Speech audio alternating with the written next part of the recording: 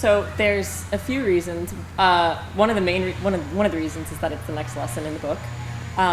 It's actually not the next lesson, it's the last lesson of this investigation. And we don't always do every single lesson, but this was one that we felt wrapped up the fractions and decimals investigation well, and it was one that we didn't think we needed to skip or that we shouldn't skip. So it was the next one that we thought was worthy of teaching.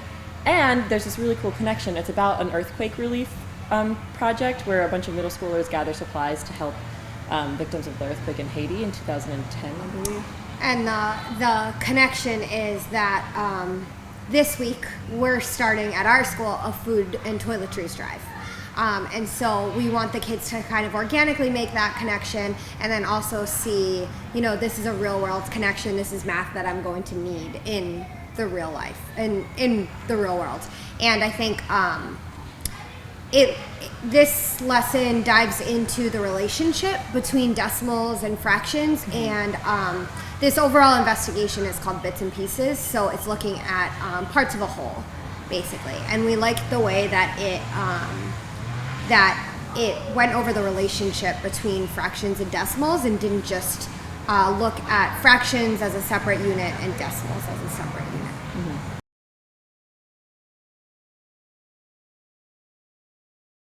So one of the questions that we're going to start the class and end the class with is, when are decimals more useful and when are fractions more useful, and why? So in what types of situations? And so what we hope the students recognize through this investigation is that in the scenario of this investigation, decimals are actually more useful because they're working with weights of, how much powdered milk should we put in this box, in each box if we have this much and there's 14 boxes. So saying I want 1 1/3 kilograms of powdered milk is more difficult than saying like 3.2 kilograms. Those were not equivalent. But you know what I'm saying? So in this, we want them to organically see that decimals are more useful, but the investigation will have them put all their answers in decimals and fractions. So the outcome we want them to see is, when is it more useful to use decimals and when is it more useful to use fractions? This lesson is also not perfect. It's definitely not perfect. There are parts of it that we really don't like. And mainly it's that when you have jars of peanut butter in a food drive, you can't really say, I only want 8 ounces of peanut butter. Like, how are you going to get 8 ounces of peanut butter, like outside of the jar, the 16-ounce jar, and put it in a cardboard box to mail without it leaking? So there's a lot of, we're hoping that the students take a real inquiry-based approach and are kind of like asking questions the entire time. Like, if we have containers of peanut butter, does it really matter if we need 0.8 of a kilogram or 1 whole kilogram? Because can we actually separate, this big jar of peanut butter? So I think we're hoping too that they're continuing to ask these hard questions. And we've recently been in discussions like, is 0.99999 the same as 1? Yeah. And kids are thinking like meta, and we are appreciating their overall inquiry of the lessons and the investigations that we're doing. There's also one part of the problem that says there's 24 kilograms of oranges, and in the setup to the problem, the teacher version says that it should just be 24 oranges. And so we're hoping that the students see, one of my predictions is that students might equate 1 kilogram of oranges with 1 orange. And so we have a water bottle full of about 1 kilogram of water, and we'll pass it around for them to see, this is how much a kilogram weighs. Do you really think that 1 kilogram of oranges is just 1 orange? And that's in line with the thinking of, how can we split up 0.8 ounces of 0.8 kilograms of peanut butter? Same thing with oranges. If we only want knowing our kids, they'll then dive into, can we cut it up into wedges? Yeah, they'll ask if we can cut it into wedges, and then they'll be like, I think this might have been a genetically modified orange, so I actually don't even know if we should send it to Haiti. So we'll get all sorts of questions like that, but we're excited to see where they go with it.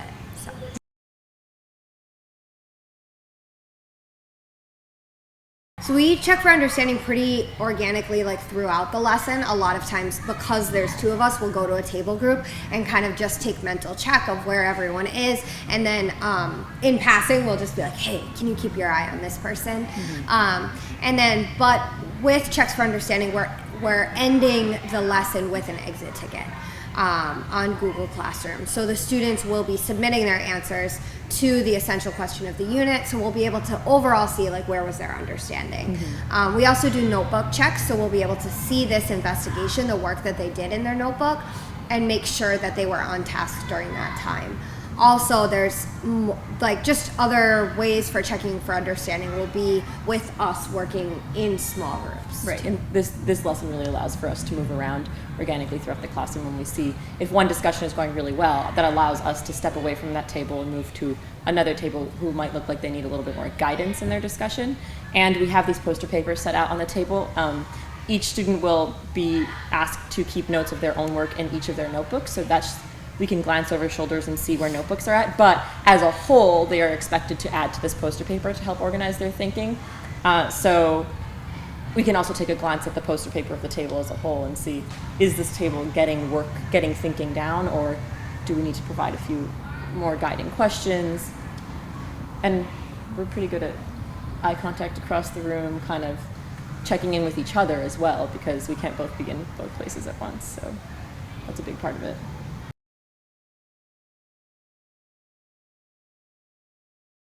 We're hoping that our consistency that we've set up from the beginning of the year really kind of organically shows how this class, the expectations are every single day. We've tried to be consistent from the very beginning of the year in terms of how we expect them to collaborate, how we expect them to, how we get their attention. We have a few different attention grabbing techniques depending on what we've asked them to do. We have one silent signal that's meant to be used when we've asked them to have a conversation and we'd like them to finish their sentence and then look up at us. We have other attention grabbing techniques that are more for immediate attention grabbing, and because they will be working in groups, we have the ability to kind of manage behavior within a small group and not have to address the whole class if something isn't relevant to everyone.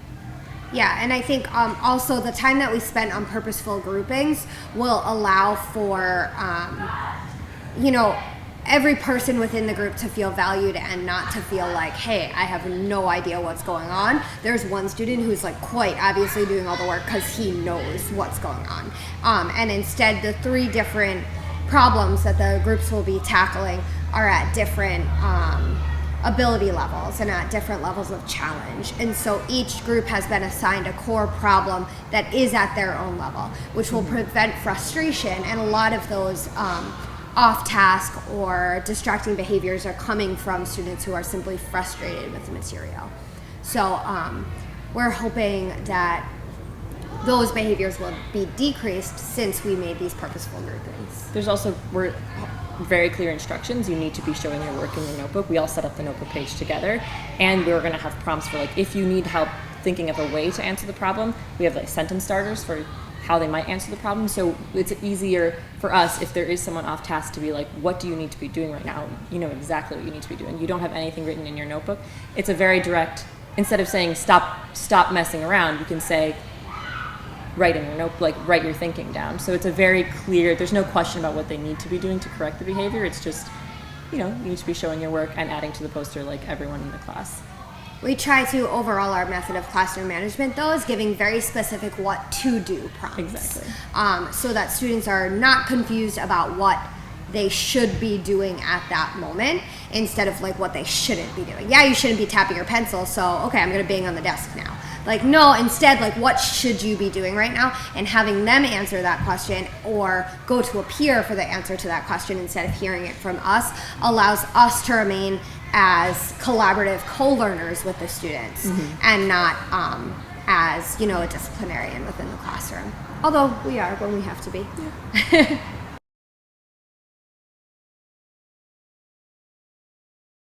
So the big question in this lesson today is when do we use fractions, when do we use decimals, and why would we use either one of those formats? And overall, though, I think we're looking at when you split a whole into parts, how do you quantify it? So, how can we quantify this? What is it equal to in decimal form? What is it equal to in percent form as we go into that later? So we're basically looking at parts of a whole and why they're important, why we can't just in our life say, okay, we don't even want to deal with fractions, so everyone always gets a whole pizza or a whole orange or a whole jar of peanut butter, like we're not even going to talk about it. So, and I think a lot of our kids can kind of be like, oh, fractions, but they're kind of starting to see that real life, the real life implications of using whole numbers as opposed to fractions, decimals, and percents. And one of the homework problems we're going over at the beginning of class, or we're having them discuss, was a problem saying that there's 10 students went to order pizza at a pizza place and there's 8 mini pizzas, so how many slices should each student get? So that was kind of a real life, very relaxed example of a time when you're going to need to find the least common multiple between two numbers and split up the pizzas. You're not going to say, oh, everyone gets 0.75 of a pizza, because what does that mean, right? You would say like 3 out of 4 slices.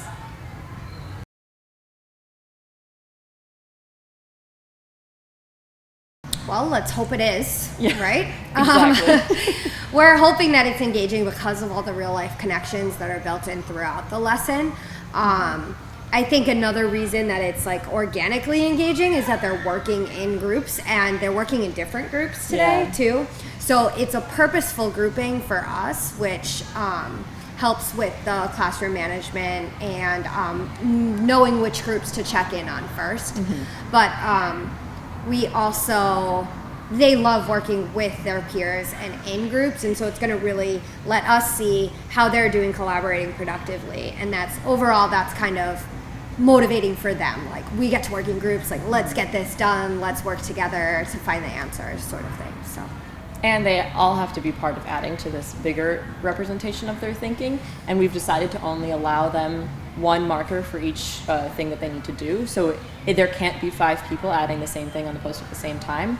The poster can only be added to when everyone has come to the same agreement and understanding. So we're hoping that they like, and it's fine if they decorate or, if they get creative with it, as long as it's not taking away from their work time. But some students like to take ownership of putting the thinking on the paper. So hopefully the goal is that there is a role for everyone within each group, and that everyone does bring their thinking together and actually talk to each other.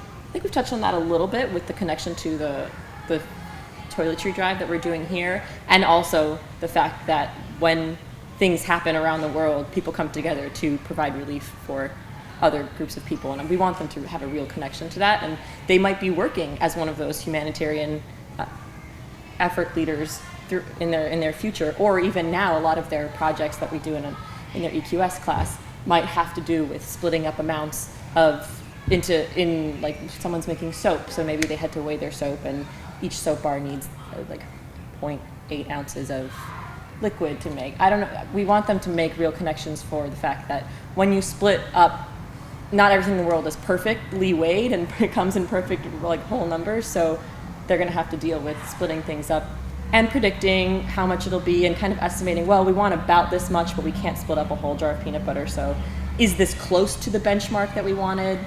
We want them thinking about the real applications of splitting up imperfect numbers.